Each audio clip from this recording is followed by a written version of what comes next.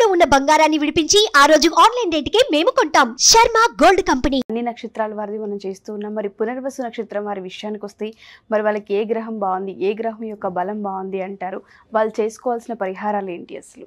శ్రీమాత్రే నమః. అందరికీ నమస్కారం. ఈరోజు మనం తెలుసుకునేది పునర్వసు నక్షత్రం.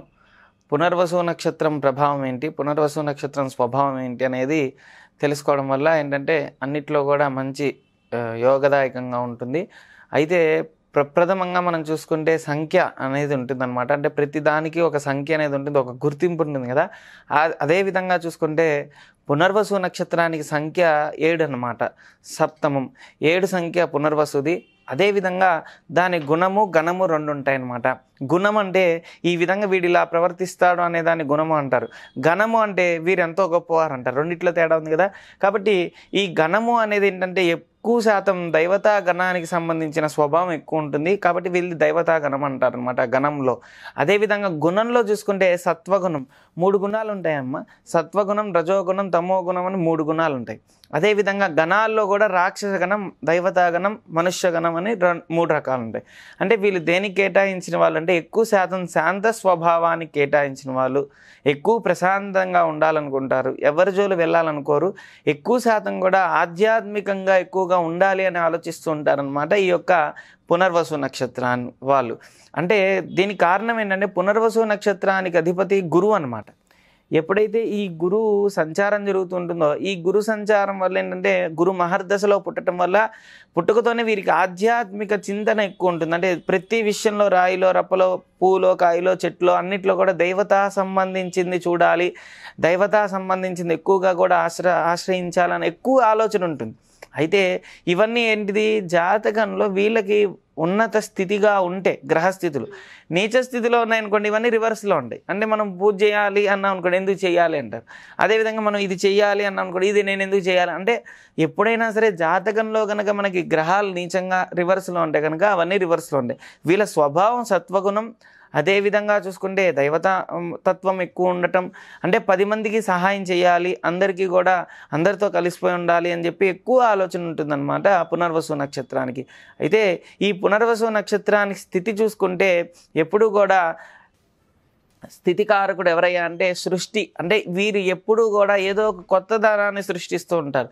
జాతకంలో వాస్తవంగా గ్రహాలు నీచంగా ఉంటే అనంది అనినట్టు అంటే కుటుంబ కలహాల్లో వీళ్ళు సృష్టించేది చాలా ఎక్కువగా ఉంటుంది. అదేవిధంగా వీళ్ళకి గ్రహాలన్నీ కరెక్ట్గా ఉంటే ఏదైనా సరే అప్పటికప్పుడు సృష్టించైనా సరే ఇద్దరిని కలుపుతూ ఉంటారు. అంటే కలపడం వీళ్ళ చేతిలోనే ఉంటుంది, విడదీయం కూడా వీళ్ళ చేతిలోనే ఉంటుంది. 2 గ్రహాలు నిజంగా ఉంటేమో విడదీసేస్తారు. ఎంత పెద్దవాళ్ళు ఎంత బాగా ప్రేమగా ఉన్నా కానీ వీరి మాట విన్నారంటే ఖచ్చితంగా విడిపోవాల్సిందే. కానీ ఆ గ్రహాలు వీళ్ళకి మంచి స్థితిలో ఉంటే కనుక ఎంత గొడవలు పడుతున్నా కానీ వీళ్ళు సృష్టించి అలాంటివేవి లేకుండా ఇద్దరి ప్రేమ ఆప్యాయతలు అనేది పెంచగలుగుతుంటారు అనమాట. అంత సామర్థ్యం వీళ్ళలో ఉంటుంది పునర్వసు నక్షత్రం వారికి. అయితే జాతకం మనం పరిశీలిస్తే కనుక ఈ జాతక చక్రానికి సంబంధించింది ఏంటంటే మనం చూసుకుంటే ఇది మిథునానికి కర్కాటకానికి సంబంధించిన రాసులు అనమాట. అంటే పునర్వసు నక్షత్రంలో చూసుకుంటే కనుక పునర్వసు 4 పాదాలు ఉంటాయి కదమ్మా. ఈ 4 పాదాల్లో 3 పాదాలు అదేవిధంగా ఒక పాదం ఇటువైపు రావడం అనేది జరుగుతూ ఉంటుంది. అంటే మనం మేషం నుంచి లెక్క వేసామనుకోండి, మేషం, వృషభం, మిథునం, ఇది మిథునానికి కర్కాటకానికి సంబంధించిన రాశి కాబట్టి మరి పునర్వసు నక్షత్రం 4వ పాదం కేటాయించింది కర్కాటక రాశికి. అంటే వీళ్ళల్లో స్వభావం ఎలా ఉంటుందంటే ఈ 4 అనేది ఎక్కువ శాతం ఏంటంటే సెన్సిటివ్గా ఉండటం, కర్కాటక రాశి వారు ఎక్కువగా ఎవరి జోలు వెళ్లకుండా ఉండటం, అనవసరమైన విషయాల్లో మాట పడుతూ ఉండటం, ప్రతిదీ కూడా నన్నే అనుకోవాలని బాధపడుతూ ఉంటారు. అయితే మిథున రాశికి వచ్చేసరికి ఎక్కువగా కూడా అంటే రెండిట్లోనే తేడా అలా ఉంటుంది. అంటే చూడండి ఒక్క పాదం తేడా వచ్చేసినా రాశి మారిపోతుంది, వాళ్ళ లైఫ్ మొత్తం మారిపోతుంది. మిథునానికి వచ్చేసరికి బుధుడు అధిపతి కాబట్టి ఎక్కువ శాతం మొండిగా ఉండటం, మొండిగా ప్రవర్తిస్తుండటం, జాలి ఎక్కువగా ఉండటం, అదేవిధంగా చూసుకుంటే తమో గుణం అధికంగా ఉండటం అలాంటివి జరుగుతుంటాయి. అంటే బుధుడి స్వభావం కొద్దిగా అధికంగా ఉంటుందన్నమాట. కాబట్టి వీరి జాతకంలో ఒక వేరే వీరికి అంటే ఈ రాశి వారికి ఈ నక్షత్రం వారికి మనం చూసుకుంటున్నాం గ్రహబలం. ఈ యొక్క నక్షత్రం చూసుకుంటే కనుక గురు అంశ కాబట్టి గురువుకి సంబంధించిన శత్రుత్వం, మిత్రుత్వం 2 ఉంటాయమ్మా. రవి అదేవిధంగా ఈ యొక్క నక్షత్రాన్ని చూసుకుంటే రవి అదేవిధంగా గురువు ఈ విధంగా కుజుడు, ఈ 3 గ్రహాలు కూడా వీరికి జాతకంలో బాగుంటారు. అదేవిధంగా నీచ శత్రుగ్రహాలు అంటారు కదమ్మా, అవి చూసుకుంటే శుక్రుడు, అదేవిధంగా శని, ఈ 2 గ్రహాలు, బుధుడు, ఈ 3 గ్రహాలు బాగుండవు అనమాట. అయితే జాతకంలో వీళ్ళకి గనక కొంతమందికి ఏంటంటే జననంలో సమయంలో కొన్ని గ్రహాలు 12 స్థితుల్లో కూడా ఏదో ఒక స్థితిలో పడుతుంటాయి. కాబట్టి ఏదో ఒక స్థితిలో పడిన సమయంలో మరి మంచి చెడు అనేది 2 ఉంటాయి కదా. కాబట్టి గ్రహస్థితులు బాగాలేకపోతే ఎలా ఉంటాయనేది మనం తెలుసుకుందాం. వాస్తవంగా వీళ్ళకి మెయిన్గా చదువు బాగుంటుంది, అన్నిట్లో మంచి స్పీడ్ ఉంటారు, అన్నిట్లో బాగుంటాయి. వివాహ సమయం తర్వాత నుంచి గొడవలు అవుతూ ఉండడం, మనస్పర్ధలు రావడం ఇలా జరుగుతుంటాయి గ్రహ బలం పరంగా చూసుకుంటే.